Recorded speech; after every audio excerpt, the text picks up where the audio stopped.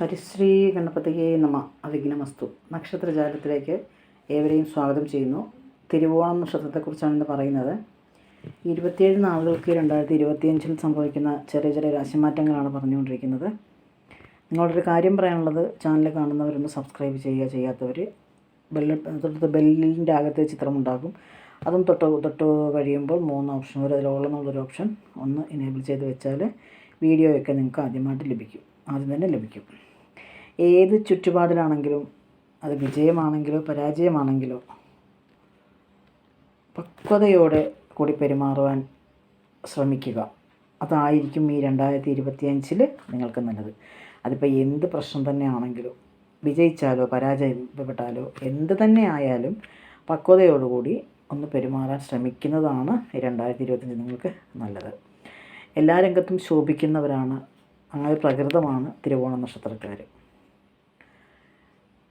അതുപോലെ തന്നെ എന്ത് കാര്യമാണെങ്കിലും പെട്ടെന്ന് നമുക്ക് ആ സമയത്ത് തോന്നുകയും ബുദ്ധിപൂർവ്വം കൈകാര്യം ചെയ്യുന്നതിനൊക്കെ ഉള്ളൊരു കഴിവുള്ളൊരു വ്യക്തിത്വമാണ് തിരുവോണ നക്ഷത്രക്കാർക്ക്. അത് പ്രവൃത്തിയിലേക്ക് കൊണ്ടുവരിക, അത് നമ്മളുടെ ജീവിതത്തിലേക്ക് പ്രവൃത്തിയിലേക്ക് കൊണ്ടുവന്നാൽ അത് നന്നായിരിക്കും.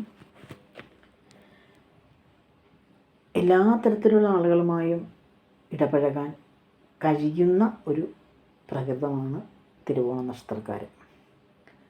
എന്നാൽ വേറൊരു കുഴപ്പം, ആരോടെങ്കിലും അതിർത്തി തോന്നിയാൽ അത് അവരുടെ മുഖത്ത് നിന്ന് നമുക്ക് വായിച്ചെടുക്കാൻ പറ്റും. ഈ തിരുവോണ നക്ഷത്രക്കാരുടെ മുഖത്ത് നിന്ന് നമുക്ക് അത് വായിച്ചെടുക്കാൻ പറ്റും. അത് മുഖത്ത് കാണും.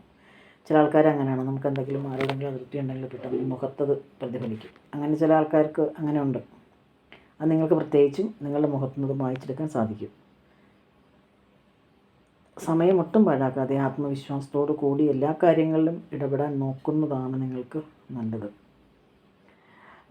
ഒരു പ്രധാന കാര്യം പറയാനുള്ളത്, എന്ത് രഹസ്യമായാലും അത് എല്ലാവരോടും പറയാതിരിക്കുക, കഴിവതും പറയാതിരിക്കുക. കാരണം എല്ലാം തുറന്നു പറയുന്നൊരു മനസ്സ്, നിങ്ങൾക്കൊരു എന്താ പറയുക, മനസ്സിലൊന്നും ഇരിക്കത്തില്ല. നിഷ്കളങ്കമായൊരു മനസ്സാണ്. എല്ലാം തുറന്നു പറയുന്നൊരു പ്രകൃതം നിങ്ങൾക്കുണ്ട്.